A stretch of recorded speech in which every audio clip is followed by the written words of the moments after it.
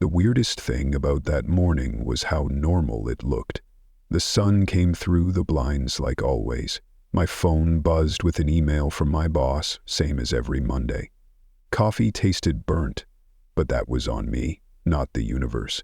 If you looked out my window, you'd think it was just another day in the suburbs.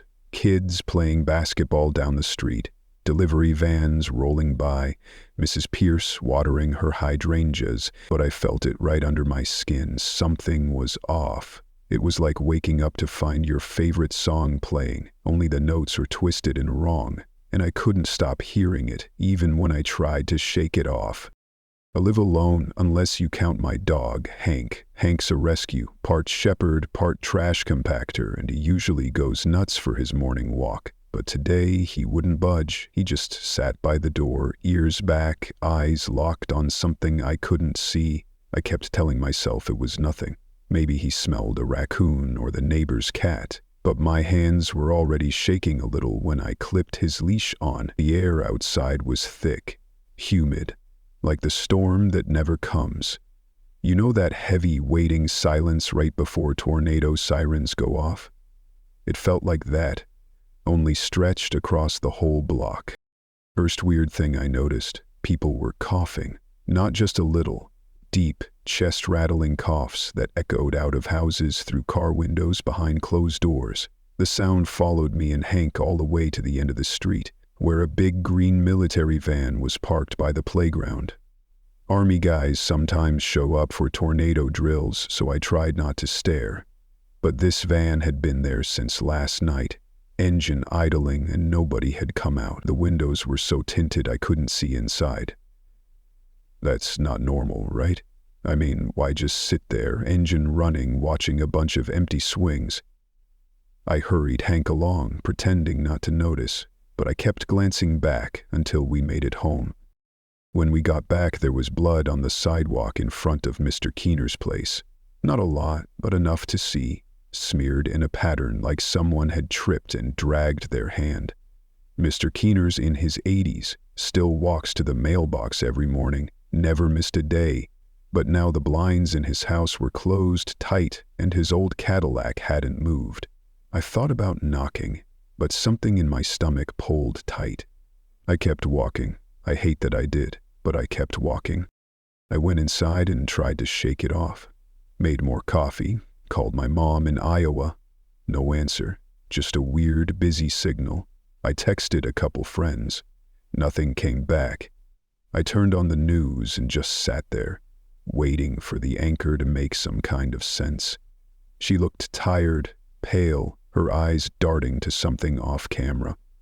She started to say there was a developing situation in several cities. Then the screen glitched. Static. When it came back, a new anchor was there, smiling too big, talking about the weather.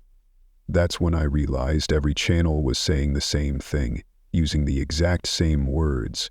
Remain calm. Stay indoors. Updates to follow.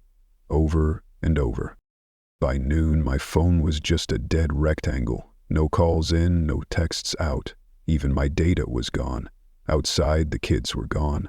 The basketball was still in the street, abandoned. Mrs. Pierce's hydrangeas were flooding, the hose still running, but she was nowhere to be seen. That's when the paranoia kicked in.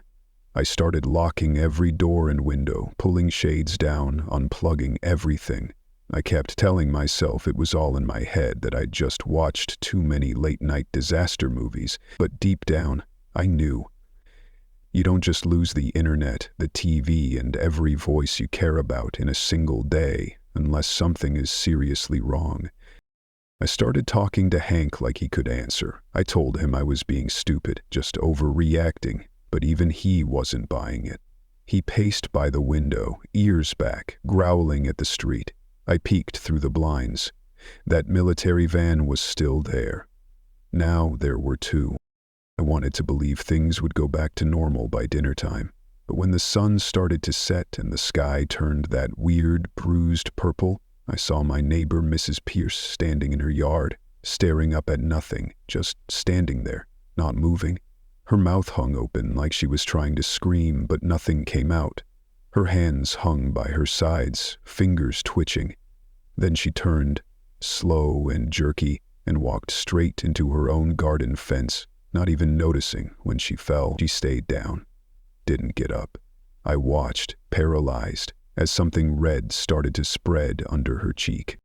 I wanted to run out there and help, but my legs wouldn't move. I could only watch through the glass as more people came out of their houses, all with this same empty look, all walking in slow, wrong steps.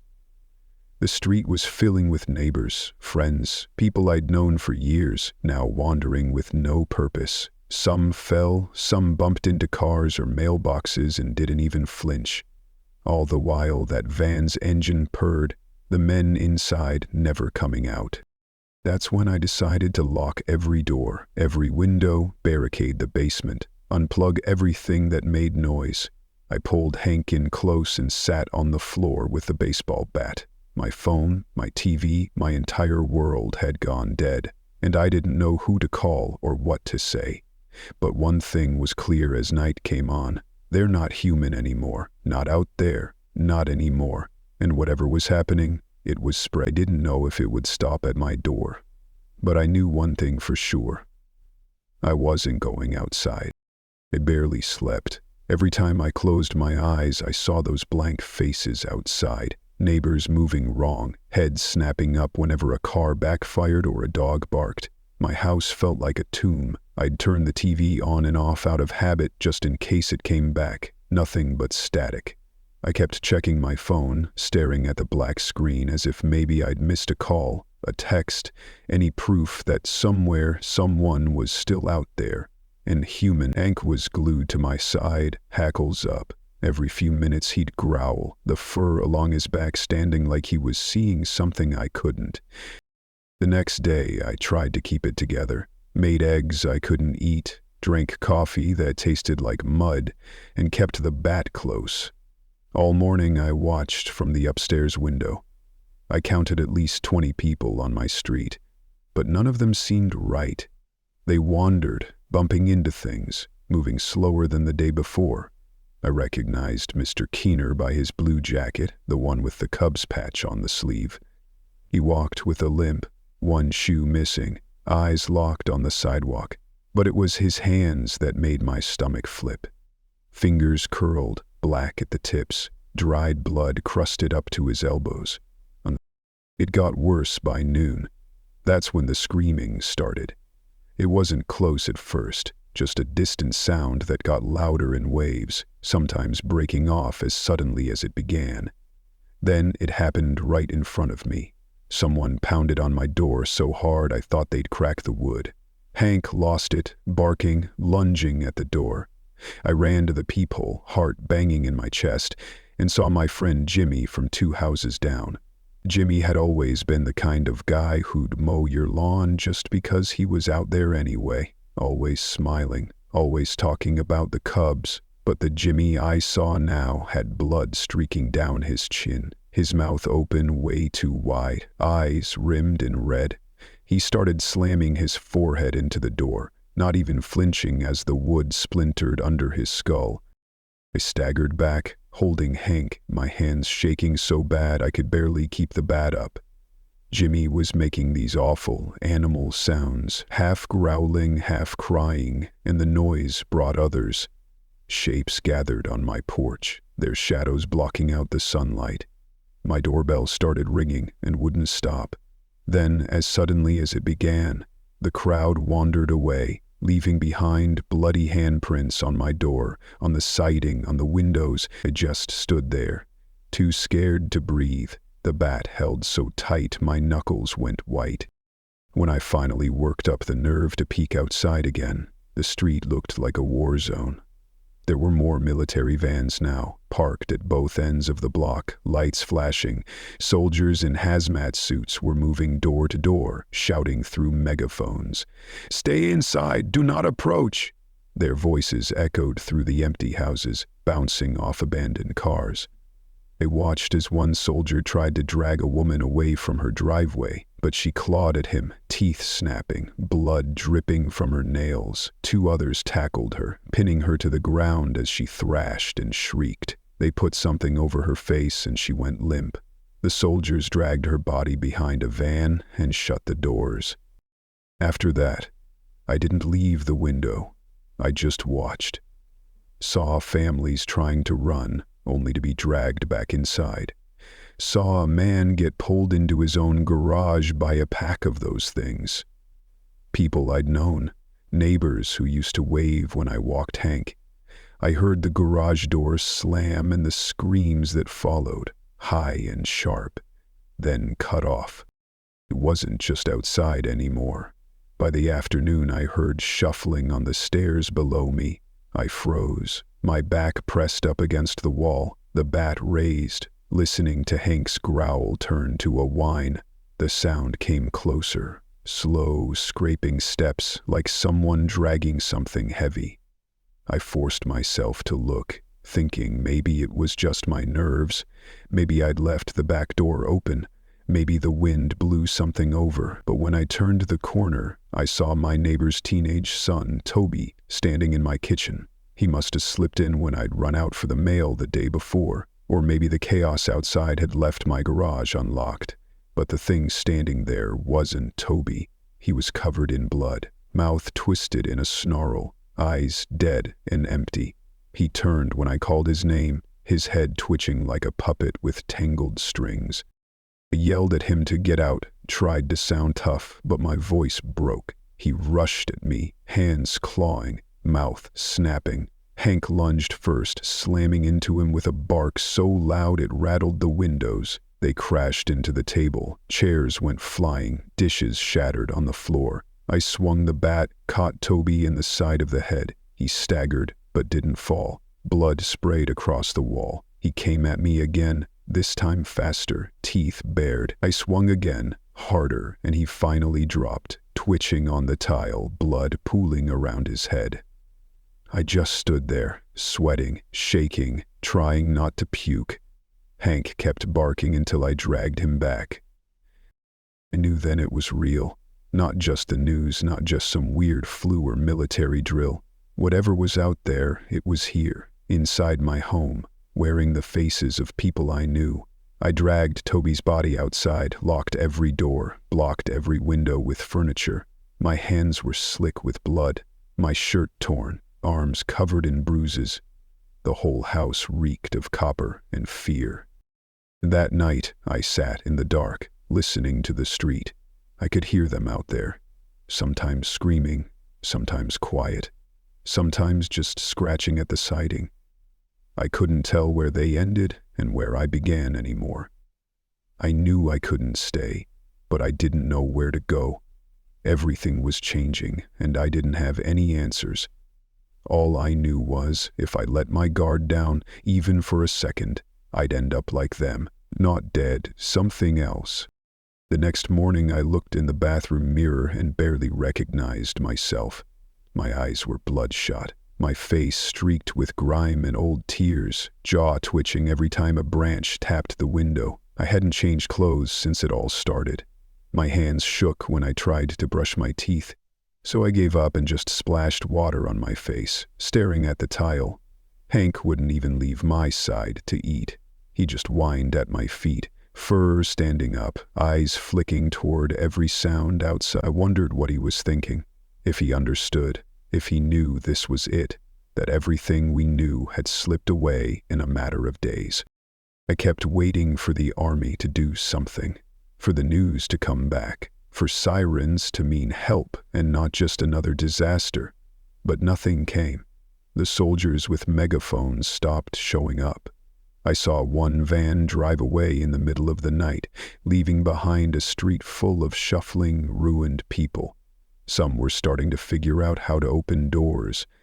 I watched one of them, maybe Mr. Keener, or maybe just someone wearing his clothes, slowly press down the handle of a neighbor's house and wander inside.